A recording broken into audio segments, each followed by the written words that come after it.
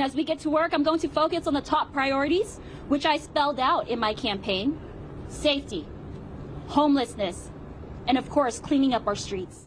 Welcome back to GMA3. That is Oakland City Council member Sheng Thao, who will now be the next mayor of Oakland, California, making her the first Hmong-American mayor of a major U.S. city and the youngest mayor of that city in 75 years. And Mayor-elect Thao somehow, some kind of way, ended up in our studio in New York, clear across the country. Mayor-elect, welcome. Congratulations. Thank you. Thank you so much, TJ and Amy. It's so nice to be here. Is it all setting in? Oh, look, it's one thing. I know you want to get to work, but how do you balance the fact you got two kids? You're very open about your story of homelessness. You're very open about your parents being refugees from Laos. All of that is one thing. I know you want to get to work, but has it set in just what this means to you and your family for you to be mayor-elect? Well, you know, we just found out that I am mayor-elect last week.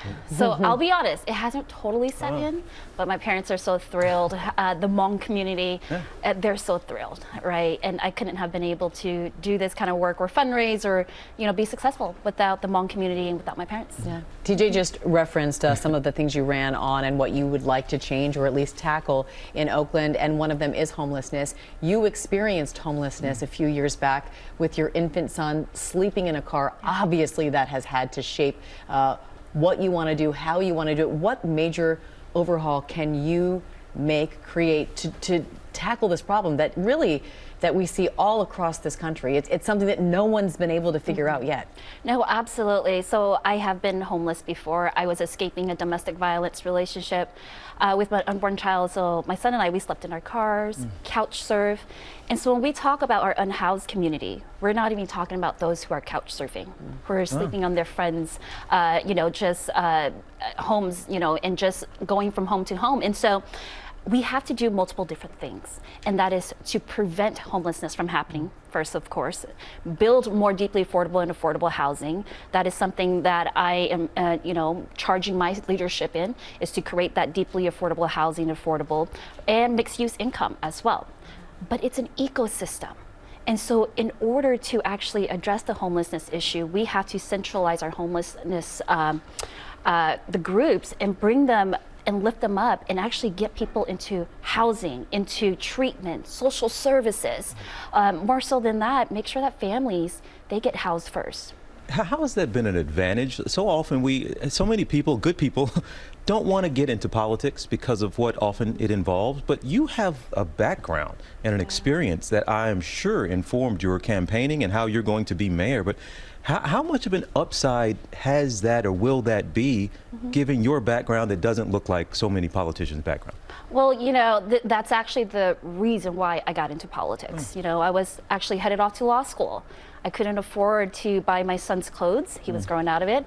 So I looked for an internship, and this internship that was pairing APIs, APAPA, with local government, they were paying $1,000, and I must admit, I did it for the money.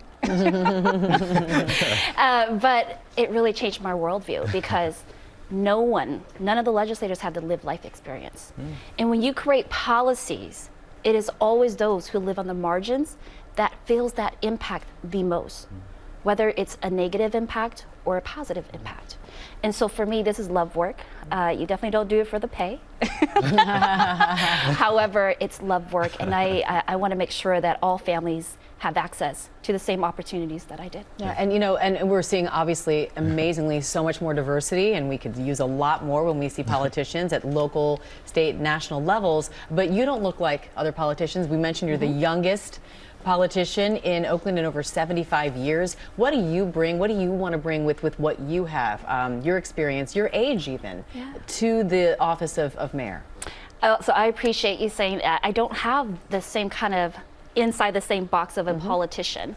And that's what I bring, is that fresh energy, right? A fresh new look with my life experience. And not just that, but for one reason or another, maybe it's because I grew up in a family with 10 kids, but I'm able to bring people together. And that's the beauty of it, is that in this, day and age where there's just so much, adversity and people just being so kind of nasty with each other, I'm here to really want to bring the leadership of Oakland together. I'm curious about that because you won with just under 700 votes. It was a very close race. So how you might have a little bit of a task ahead of you, bringing people together. Yes. How do you get the people who didn't vote for you to support you? Absolutely. At the end of the day, 682 votes is what I won by, and To be specific. Yeah, to be specific. Right. But that is exactly it. I'm representing everyone, whether or not you voted for me in the city of Oakland. I represent you, and I take that task seriously. And so for me, it's give me an opportunity to show the kind of work and unity that I can bring, and then you can attest to it 4 years later when I'm up for re-elect. Congratulations. And thank you for being here. She was just in mayor school. Yes. It just happened to be in New York. Oakland Mayor-elect Sheng Thao. That's a thing. We just learned that, right? Thank you so much for being here. Awesome. And congratulations again. Well, thank you both. And best to your mom as well, please. Thank you. Yes. Well, hey there, GMA fans. Robin Roberts here. Thanks for checking out our YouTube channel. Lots of great stuff here. So go on, click the subscribe button right over here to get more of awesome videos and content from GMA every day, anytime. We thank you for watching, and we'll see you in the morning on GMA.